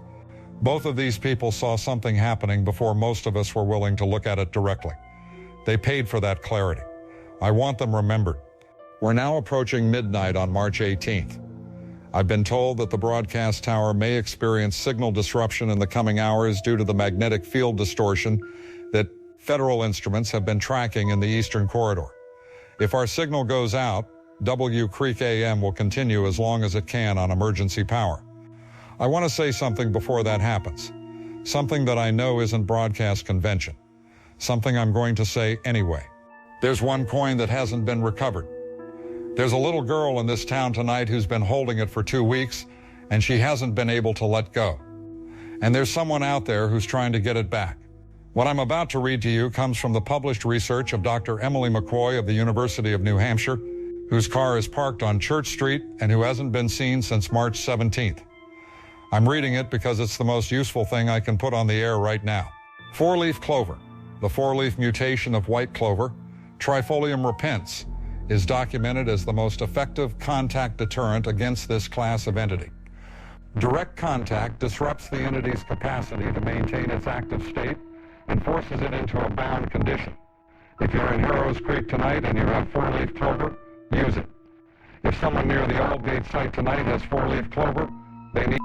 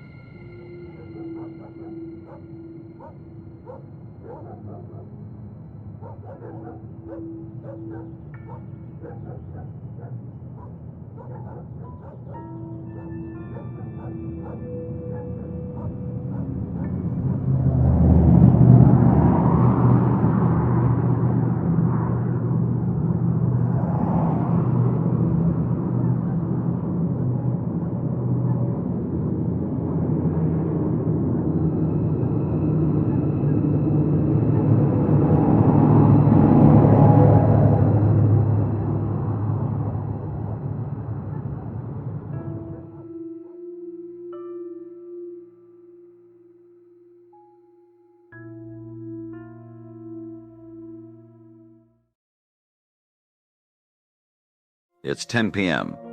This is Night Crossing on W Creek AM. I'm Ozzie McCoy. I don't have much to say tonight that I haven't already said, but the lines are open. And I'm here. Go ahead. Ozzy, it's Tammy. Tammy Reading. I've called 3 times tonight, and I wasn't sure you'd be there. I'm glad you're there. Tammy, how's your daughter? She put it down. This morning she just set the coin on the kitchen table. She didn't say anything. She didn't make a sound. She walked to her room and got into bed and went to sleep. And she's been asleep for 6 hours. 6 hours of real sleep for the first time in 11 days. Ozzy, that coin is sitting on my kitchen table right now, and I can't bring myself to touch it. I heard the broadcast. I heard them say there's one coin unaccounted for and that it was with a child. That was my daughter's coin. I need someone to come take it. Tammy, don't touch it. Can you tell me your address on the air? There are people listening who can help get that coin to the staging area. 14 Birchwood Lane. I'm in the back of the house. All the lights are on. Ozzy, thank you for being there all these nights. Thank you for not telling me I was imagining it.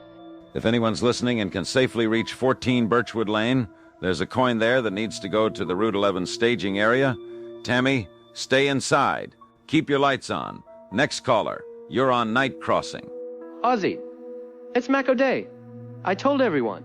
6 weeks ago, I called this show and I told everyone that ground wasn't safe, that what was in it had a prior claim, that the families who understood that lived long lives. I told everyone and nobody listened, and now I don't know what to do with that. Mac, you called in with the clover. I want you to know that the clover worked. People are alive tonight because of what your grandfather passed down. I want you to hear that. It doesn't feel like anything to be right about this. I want you to know that. I thought it would feel like something, and it doesn't. Too many people. There were too many people. Yeah, there were. Mac, are you somewhere safe tonight? I'm at my grandfather's house. Iron on every door and window frame since 1947.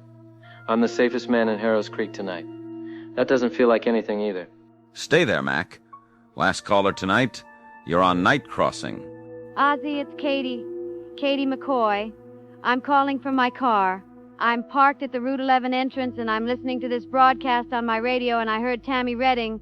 Katie, how many coins do you have? 99. I've 99.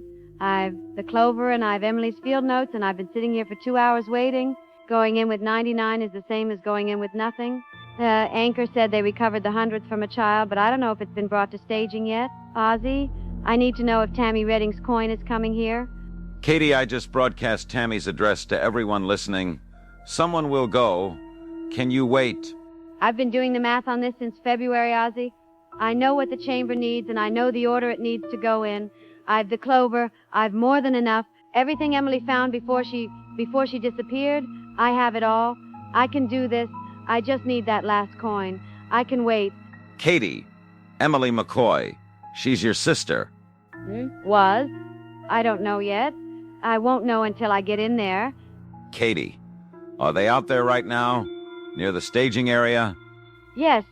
I can see 2 of them from where I'm parked. They're not moving. They've been standing at the tree line for an hour. I don't think they're going to stop me. I think they want the gold back as much as I want to give it to them. I think that's the only reason I'm still sitting here and not. I think that's why. Katie, I don't know what to tell you. I've been doing this job for 11 years, and I've never not known what to tell someone. I don't know if waiting is safer than going. I don't know if you come back from that chamber. I don't know if anyone does, but I know that you know that already. And I know you're still parked there waiting for that last coin anyway. Stay on with me, Ozzy. Just stay on while I wait. Tell me something ordinary. Tell me something that has nothing to do with any of this. The maple on the corner of Church and Main had blossoms on it this morning. First ones of the year. I saw them on the way in. They were pink. I don't know what kind of maple has pink blossoms in March, but that one does. I've driven past that tree for 11 years, and I never noticed it before today. Someone's coming. There's a car at the end of the lot. Headlights. Ozzy, I think that's, yes. Someone's getting out. I'm gonna go meet them. Katie, be careful. Katie. Don't follow me. Whatever you hear next, don't follow me. Tell the people of Harrows Creek that it was their town that did this. Tell them it was the people who knew this ground. It was always going to be the people who knew this ground. She's off the line. If you're listening to this broadcast right now, please don't go to the Road 11 staging area. Please stay inside. This is Ozzy McCoy. Night Crossing. W Creek AM. Stay inside. Please stay inside.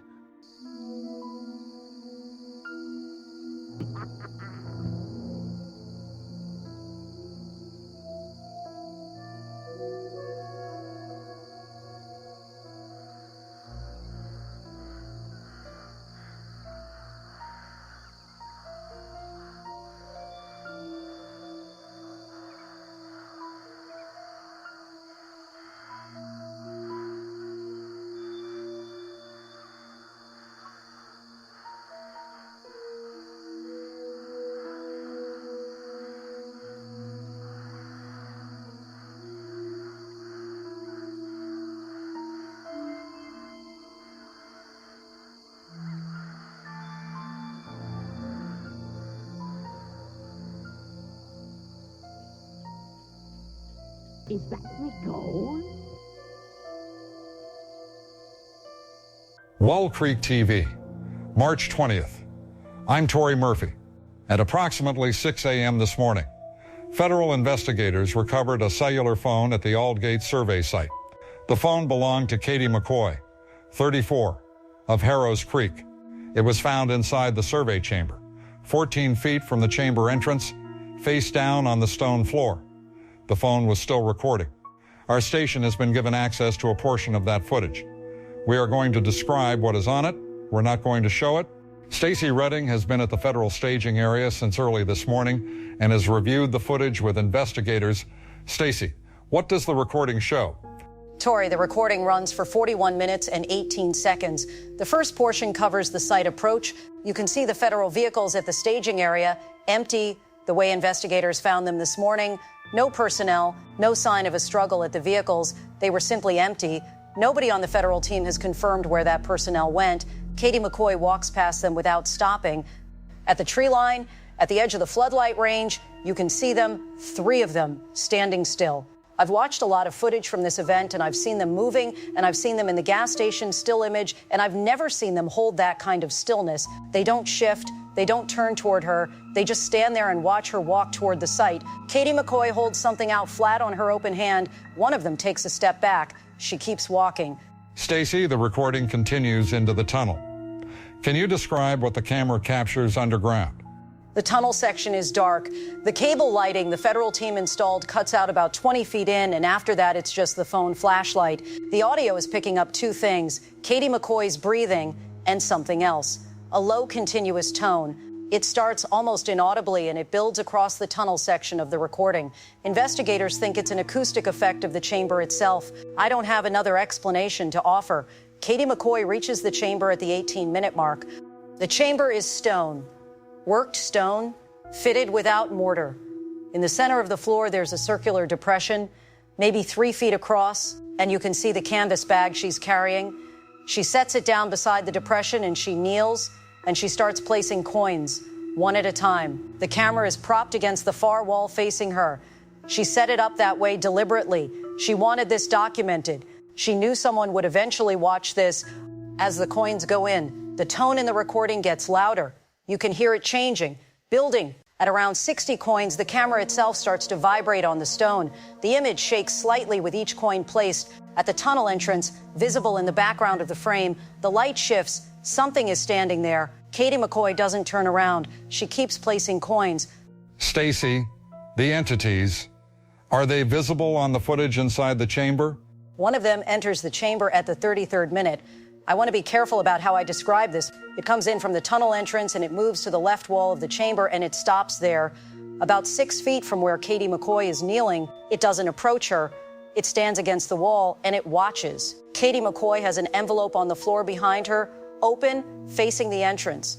The one at the wall stays at the wall. It doesn't move for the next 6 minutes. It just watches her place coins, one at a time, and it waits. At the 39th minute, she reaches into her shirt pocket. The last coin. The footage shows her holding it for a moment, just looking at it. The tone in the recording is very loud by this point, loud enough that the audio is distorting. The one at the wall takes 1 step toward her, just 1 step. And then Katie McCoy leans forward over the depression. Her hand goes down. The recording ends at 41 minutes and 18 seconds. There's no visible cut. The phone fell. What investigators found when they entered the chamber this morning was the phone face down, 14 feet from the entrance, the canvas bag empty beside the depression in the floor. And in the depression, a layer of dried organic material covering what appeared to be, investigators described it as gold, a great quantity of gold. There is no record of how many coins are in the depression. Investigators have not yet attempted to count them. They've not yet agreed on whether to touch them.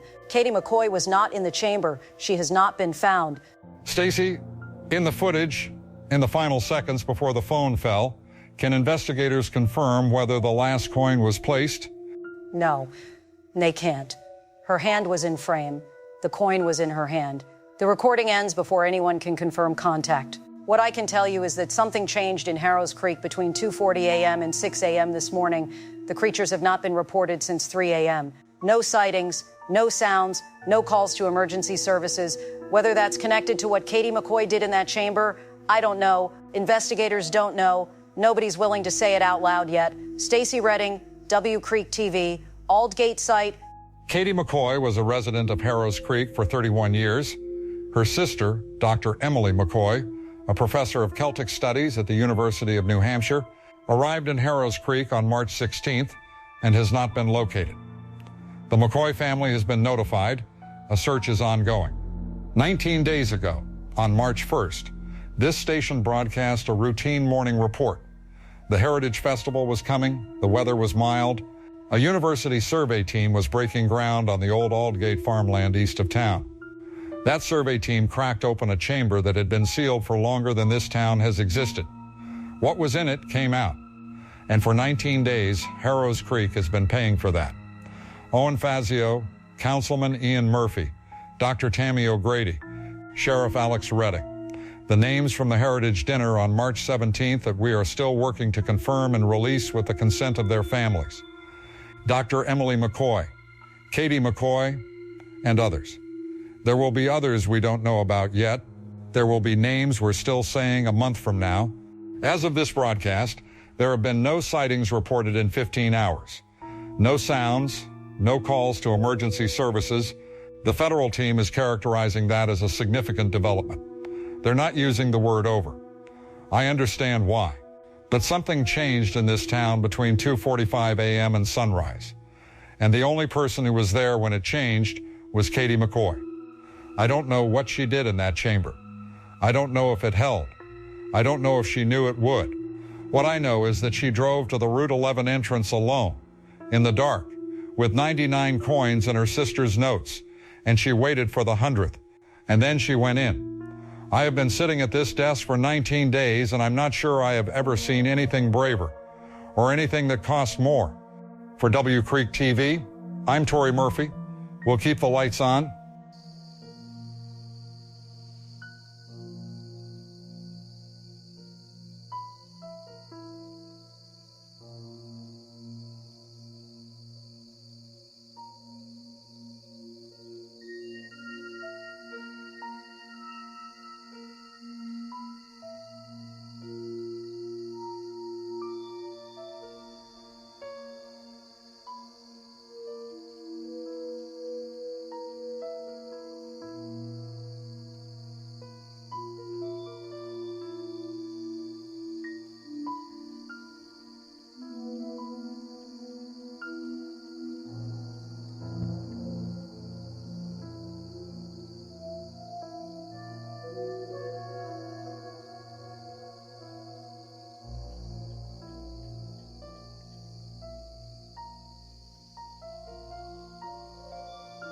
Hey, no guest tonight, no intro music.